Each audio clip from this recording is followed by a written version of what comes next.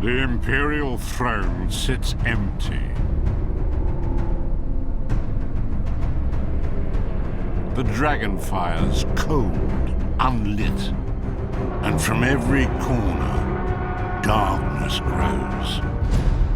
Now, ancient enemies band together. Unlikely alliances are forged. Old ambitions rekindle. And as enemies rise faster than allies, salvation cannot come from one hero alone,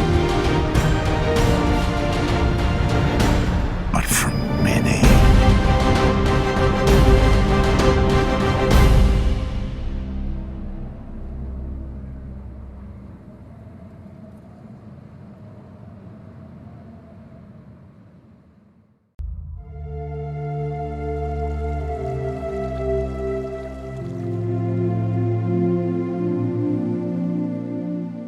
With the Elder Scrolls Online, we're bringing two different groups of players together. We got the Elder Scrolls crowd, which is used to great games like Skyrim and Oblivion and Morrowind and the older games. And then we have the MMO crowd, which is used to all the great MMOs from the last 15 years. We're bringing them all together into one great game, and we're really excited to tell you about it.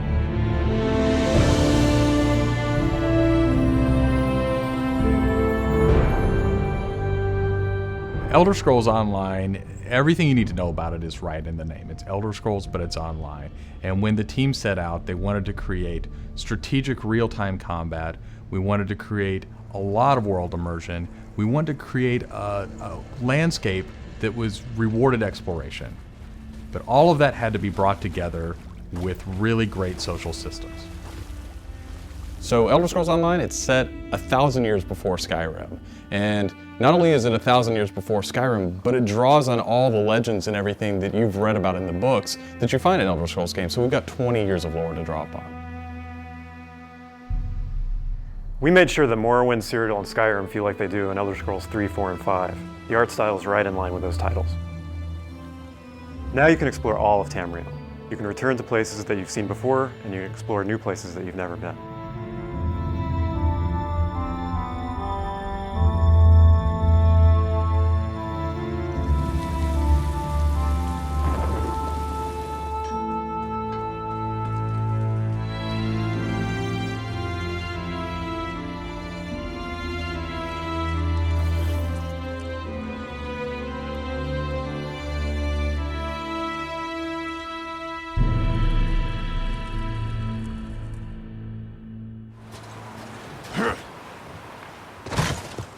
This is an Elder Scrolls combat system. Moving your mouse will make you look around and aim your weapon. You can tap your left click to attack, hold it to power, hold your right click to block, and of course, sprinting, crouching, and sneaking around play a role.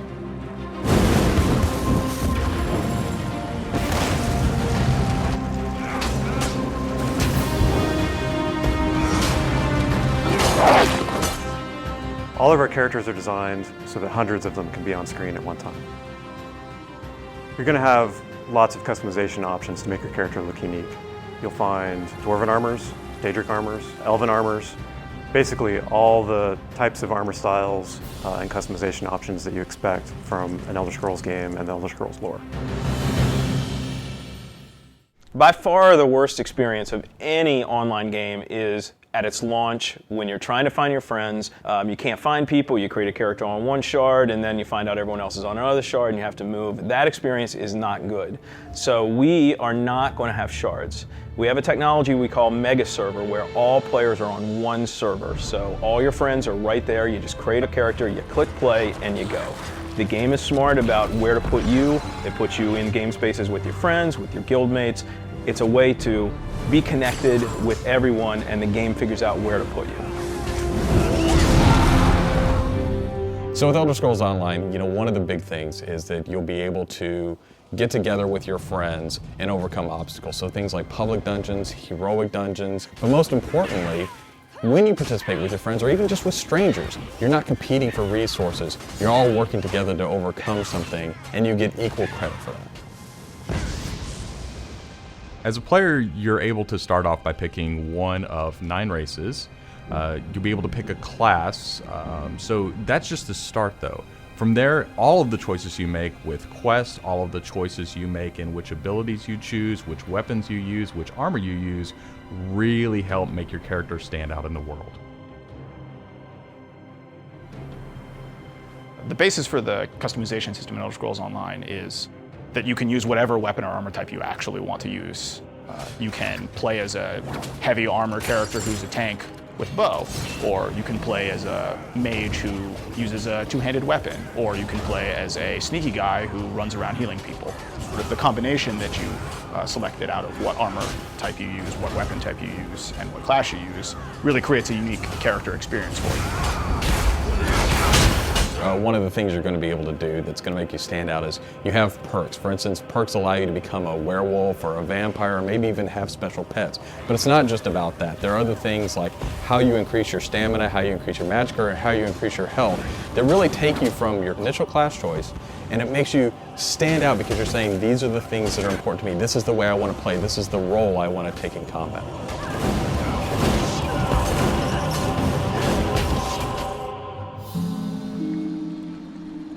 Questing in Elder Scrolls Online was built around a pretty simple concept, and that was that we wanted the player to explore.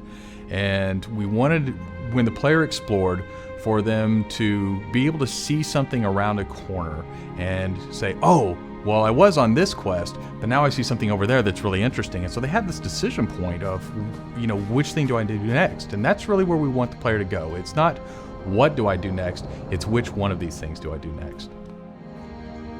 The way a player finds quests in our game is really through exploration. As they wander around the world, we have an on-screen compass, and that really points out the areas of opportunity or points of interest to the player. When the player finds a point of interest in the world, this is really where all of our story content is. And they're an opportunity for the player to make a change in the world. And a really good example of that is there's a werewolf invasion.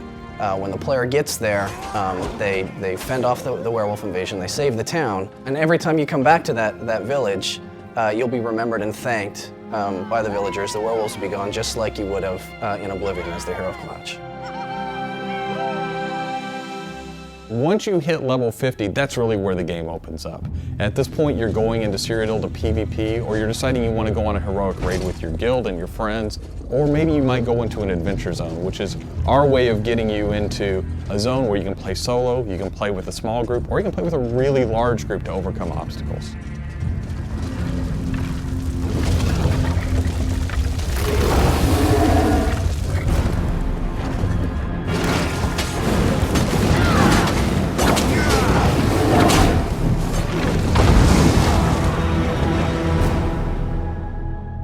PvP in Elder Scrolls Online is focused around taking various structures in Cyrodiil.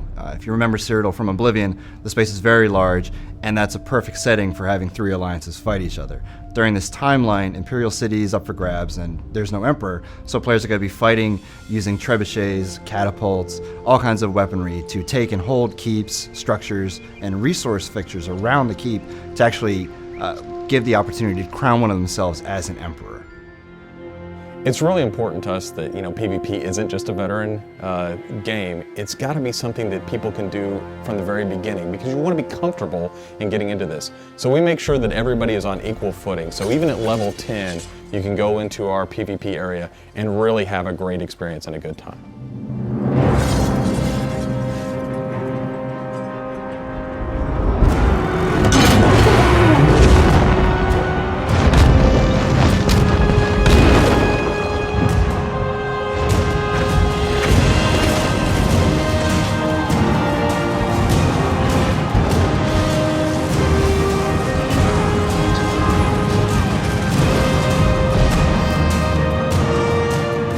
With a game the size of the Elder Scrolls Online, it's really hard in one demo, one presentation, one video to list everything about the game.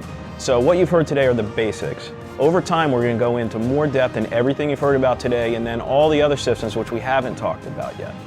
All these elements are going to come together and make Elder Scrolls Online the next great online RPG.